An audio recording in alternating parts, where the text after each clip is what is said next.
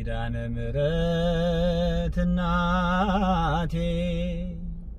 አሁን አንዳንድ ሰው የመላእክት ረቂቅነት ካለ መረዳት የሚያነሳው ጥያቄ አለ። ለምሳሌ አሁን በቀደም የቅዱስ ገብርኤልን በዓለ ሐምሌ ገብርኤል አከበርና ሐምሌ ገብርኤል ሲከበር ብዙ ቦታ ላይ ተከበረው አይደለም? ቅዱስ ገብርኤል የዓመቱ ሲከበር ቁልቢ ይከበራል። አዲስ አበባ ስንት አብያተ ክርስቲያናት አለ። ገብርኤል ያን ቀን የዓመቱ ገብርኤል በዓል ቀን የት ነው ሄደው? ቅዱስ ገብርኤል ቁልቢ ነው። አንዳንድ ሰው ይጨነቃል። ገብርኤል እንደው ገብርኤል እንዴት አድርጎ ያዳርሰው? ጳጳስ አረከው ሰው መሰለ የትኛው ነው የሚሄደው ብሎ ይጨነቃል። በጣም ይገርማል። አንዱ መልአክ አሁን ሰዎች ሲያስጨንቁን፣ እሺ ገብርኤልን እዛም ትጠሩታላችሁ እዚህም ገብርኤል ብላችሁ ትጠሩታላችሁ። የት ነው የሚሄደው? እስቲ ገብርኤል እስቲ ያሳይ። ገብርኤል በሁሉ ቦታ የሞላ ነው ይሏቸዋል። በጣም የሚገርመው ይህን ጥያቄ ግን ሰይጣን ሲሆን አያነሱ። ለምሳሌ እዚህ ያለ ሰው ኃጢአት እንዲሰራ የሚፈታተነው ማን ነው? አዲስ አበባ ያለውንስ አሜሪካ ያለውንስ ሰይጣን በሁሉ የሞላ ነው። ሰይጣን ሲሆን ሰዎች አይጠይቁም፣ ችግር የለውም ብቻ ገብርኤል አትበላም። ግን እንዴት ነው ገብርኤልስ? በእውነት ወደ እውነታው ስንመጣ እንዴት ነው በአንድ ጊዜ ብዙ ቦታ መሄድ የሚችለው? እኔ ቀላል ጥያቄ ልጠይቃቸው። አሁን እዚህ ቆሜ እየተናገርኩ ያለሁትን ትምህርት ዓለም ላይ ያለ ሰው ሁሉ እንዲሰማው ማድረግ ይቻላል አይቻልም? በምን አቤት? በኢንተርኔት። ኢንተርኔቱን የሰራው ማን ነው? እግዚአብሔር እንዳትሉ። ማን የሰራው? ሰው። ሰው በሰራው ኢንተርኔት እኔ እዚህ ጋር ቁጭ ብዬ እዚህ ጋር ቆሜ የምናገረውን ዓለም ላይ ያሉ ሰዎች በተመሳሳይ ጊዜ እያዩ እንዲማሩ ማድረግ ይቻላል አይቻልም? ይህንን ቴክኖሎጂ የሰራው ማን ነው? ሰው። ሰው የሰራው ቴክኖሎጂ በዓለም መዳረስ ከቻለ እግዚአብሔር የሰራው ገብርኤል በዓለም መድረስ ይችላል አይችልም? ከሰው ስራና ከእግዚአብሔር ስራ የማይስለ ይበልጣል። እንዴት ነው የምናየው? ራሳችንን ከእግዚአብሔር ልናሳልፈው ነው። መላእክት በሁሉ የሞሉ ነው አላለችም ቤተክርስቲያን። ምሉ በኩል የተባለ በባህሪው በሁሉ የሞላ ማብቻ ነው እግዚአብሔር ነው። መላእክት ግን ለኛ አያንሱም። ለምን? ይቅርታ አድርጉልኝ፣ መሬት የምንላት ፕላኔት እኮ ለአንድ መልአክ ኳስ ማለት እኮ እንደምታስቡት ትልቅ አይደለንም እኮ። እንደምታስቡት አስቸጋሪ አይደለም። እኔ አንድ ኳስ እግሬ መሃል አቁሜ ከመሃል ግራና ቀኝ እግሬን ዘርግቼ መቆም እችላለሁ አይደል? ለዛች ኳስ እኔ በሁሉ የሞላው መስላለሁ፣ ግን በሁሉ የሞላው አይደለም። ለኳሷ ግን በቃታል። ምድር ለምትባለው ኳስ አንድ መልአክ እኮ ከበቂ በላይ ነው። በክንፋቸው ከተማ የሚጋርዱ መላእክት አሉ። ወደ መጽሐፍ ቅዱስ ልውሰዳችሁ። ዮሐንስ ራእይ ምዕራፍ 18 ከቁጥር 1 ታላቅ ስልጣን ያለው መልአክ ከሰማይ ሲወርድ አየሁ ይልና ምን ይላል? ከክብሩ የተነሳ ምድር አበራች ይላል። ከክብሩ የተነሳ ልብ አድርጉ። ታላቅ ስልጣን ያለው አንድ መልአክ መጥቶ ምንን አበራት? ምድርን። ፀሐይ እንኳን እኮ በፈረቃ ነው የምታበራው። አንዱ ሚካኤል አንዱ ገብርኤል ግን ምድርን ማብራት ይችላል። ወደ ርዕሳችን ልመልሳችሁ። የእግዚአብሔር መልአክ በሚፈሩት ሰዎች ዙሪያ ምን ይላቸዋል? አሁን ጥቅሱን በደንብ አስተውሉት። የእግዚአብሔር መልአክ ሲል ብዙ ነው ወይስ አንድ ነው? አቤት አንድ ነው። የእግዚአብሔር ምን ስለምን መልአክ። የሚፈሩት ሰዎችስ ብዙ ናቸው አንድ ናቸው?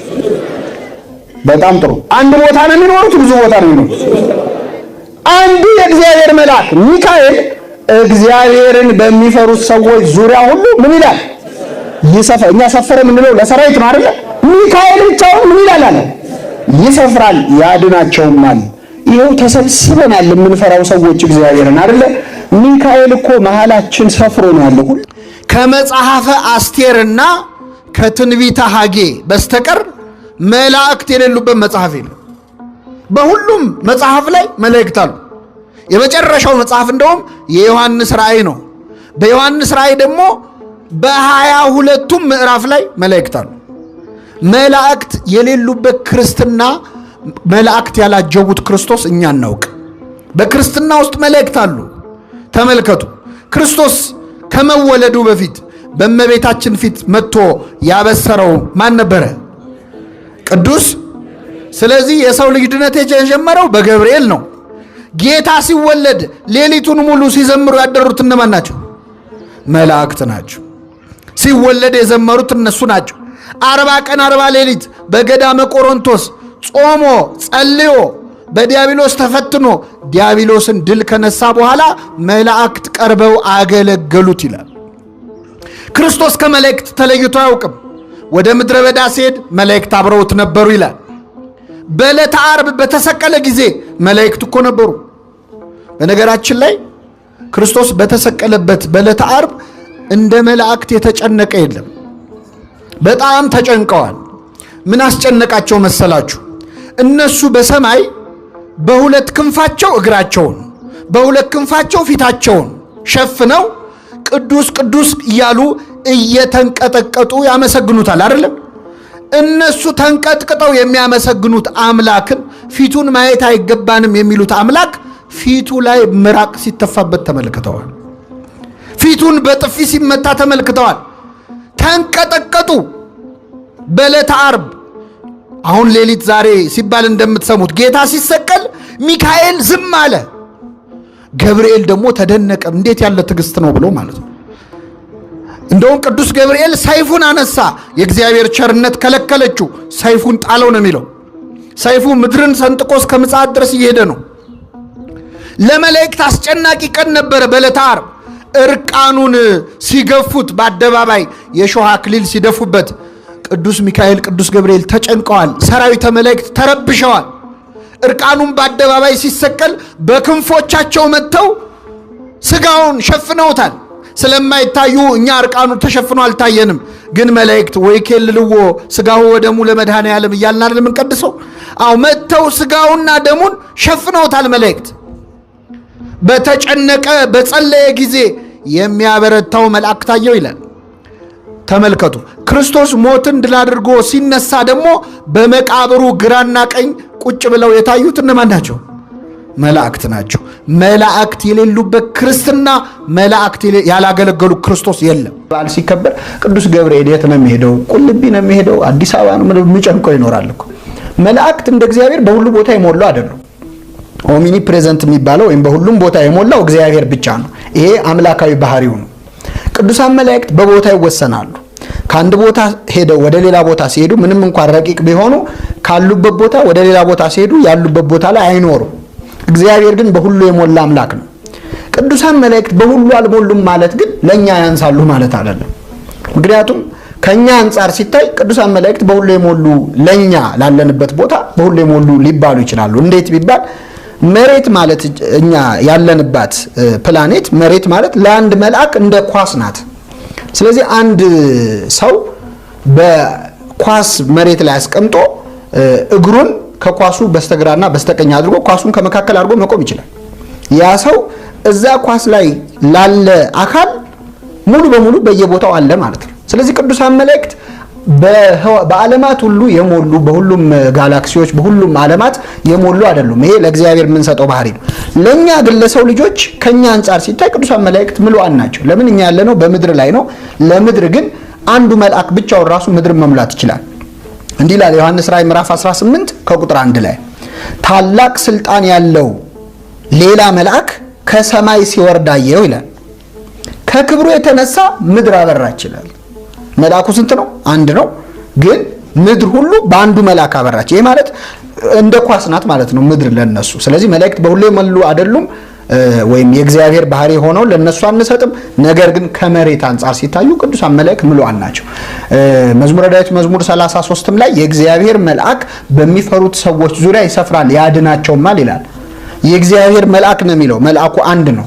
የሚፈሩት ሰዎች ዙሪያ ግን ሰዎች ግን ብዙ ናቸው። በዓለም ሁሉ የሞሉ ናቸው። በሁሉም ግን ዙሪያ ይሰፍራል ይላል። ስለዚህ በአንድ ጊዜ በብዙ ቦታ ላለን ሰዎች ሊራዱ የሚችሉት ለዚህ ነው። አንዳንድ ጊዜ የገብርኤል በዓል ሲከበር ቅዱስ ገብርኤል የት ነው የሚሄደው? ቁልቢ ነው የሚሄደው? አዲስ አበባ ነው የሚጨንቀው? ይኖራል እኮ። ግን ለአንድ መልአክ ዓለም በሙሉ እንደ ትንሽ ነገር ናት። እንኳን ለመላእክት ለቅዱሳን ይቅርና ለሰይጣንም ጭምር። ዲያብሎስ ምንድነው ያለው? መጽሐፈ ኢዮብ ምዕራፍ 2 ላይ መላእክት በእግዚአብሔር ፊት ቆሙ ይላል። ሰይጣንም አብሯቸው ለመቆም መጣ። ምን አለ? ዓለምን ዞርኩኝ ተመላለስኳት አየኋት ይላል። ሰይጣን ራሱ ዓለምን መዞር ይችላል። በጥቂት ሰከንዶች ውስጥ ዓለምን ዞሮ ማየት ይችላል። ለምን? ከመላእክት ተፈጥሮ አንጻር ምድር በጣም ትንሽ ስለሆነች ማለት ነው። እግዚአብሔር መልአክ በሉ እስኪ በሚፈሩት ሰዎች ዙሪያ ይሰፍራል ያድናቸውማል። በዚህ ቃል መነሻነት እንማራለን። ነቢየ እግዚአብሔር ዳዊት በተናገረው በ33ኛው መዝሙሩ መዝሙር 33 ቁጥር 7 ላይ ባለው ኃይለ ቃል ተነስተን እንማራለን።